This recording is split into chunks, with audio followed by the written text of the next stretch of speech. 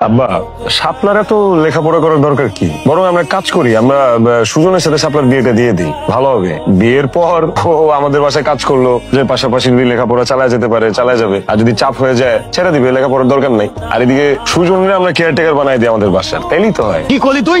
আমার ভাইয়ারে তুই সুজনের সাথে বিয়ে দিবি? ঢাকায় এসে লেখাপড়া শিক্ষা তুই এত নিচে নামছিস? আব্বা, আপনি আমার সাথে যতই চিল্লাপাল্লা করেন, যতই উচ্চ স্বরে কথা বলেন, পুরো দুনিয়া জানে, সবাই জানে যে শাপলা এতিম অনাথ মাইয়া, ওরে আমরা এতিমখানা থেকে নিয়ে আসছি। না, শাপলা অনাথ এতিম না, সে তোর মতো আমার আরেকটা সন্তান।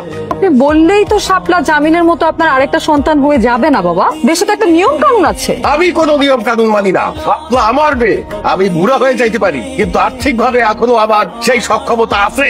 আমি শাপলারে ঢাকায় রাখিয়া পড়ানোর ক্ষমতা রাখি। আব্বা, আপনি অযথাই সেন্টিমেন্টাল হয়ে যেতেছেন। আপনার বয়স হয়েছে, আপনি শাপলারে ঢাকায় রেখে লেখাপড়া করবেন, গ্রামে আপনি একলা থাকবেন, আপনি তো একা থাকতে পারবেন না চাইলেই। আমি থাকবো না তো গ্রামে, আমি ওর কাছে থাকবো ঢাকায়। তারপরেও বাবা হইয়া আমি তো আমার সন্তানের ভবিষ্যৎ নষ্ট করে দিতে পারি না। শাপলার প্রতি ভালোবাসা দেখায় আবেগ দিয়ে আপনি যে কথাগুলো বললেন, সেগুলো শুধু মুখেই বলা সম্ভব, বাস্তবে জীবনে এটা সম্ভব না। কাটা জীবন আপনি গ্রামে কাটাইছেন, আপনি কিভাবে ঢাকা শহরে এসে খাপ খাওয়ায় চলবেন, মানায় চলবেন? আপনার দম বন্ধ হয়ে আসবে।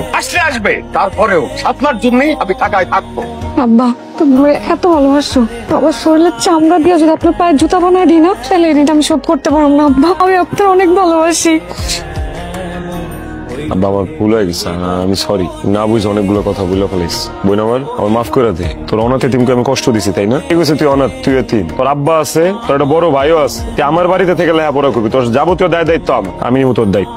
না না ভাইজান, আমি রাগ করি নাই, রাগ করি নাই ভাইজান। ফট করে তুমি ইমোশনাল হয়ে শাপলাকে এই বাড়িতে রাখতে রাজি হয়ে গেল কেন?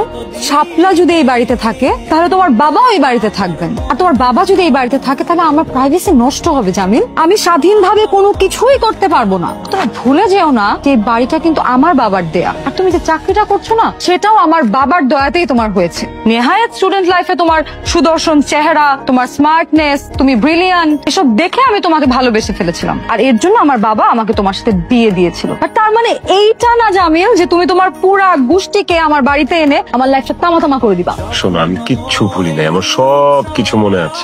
বাবা ওই মুহূর্তে হঠাৎ করে রেগে গেছিল না, তাই তার মুখের উপরে কথা বলি না, বুঝছো? তুমি যেভাবে চাবা, যা চাবা তাই হোক, আমি পরে বাবার সব বুঝায় বলবো, ঠিক আছে? তুমি কি বুঝায় বলবা নাকি বুঝায় বলবা না সেটা আমি কিচ্ছু জানি না। আমি খালি জানি ওনারা আমার বাড়িতে পার্মানেন্টলি থাকবে না। থাকবে না, পার্মানেন্টলি থাকবে না, বললাম তো আমি বুঝায় বলবো, বিশ্বাস রাখো আমার উপরে। আচ্ছা জান, শোনো, এই নেক্সট ফ্রাইডে আমার অফিসের বস উনি আমাদের বাসায় ডিনার করতে চায়। ফ্রাইডে তো কালকে, কিন্তু আমার মনে হয় কি তোমার বাবা আর বোনের মাঝখানে এরকম একটা বড় মাপের মানুষকে না আনাটা উচিত হবে না। পরে যদি ওনারা উল্টাপাল্টা কিছু বলে ফেলে, আমাদের মান সম্মান কিছু থাকবে বলো? না না, এমন কিছুই হবে না, তুমি নিশ্চিন্তে থাকো। আমি কিন্তু জানি তুই খুব ভালো রান্না বান্না করিস।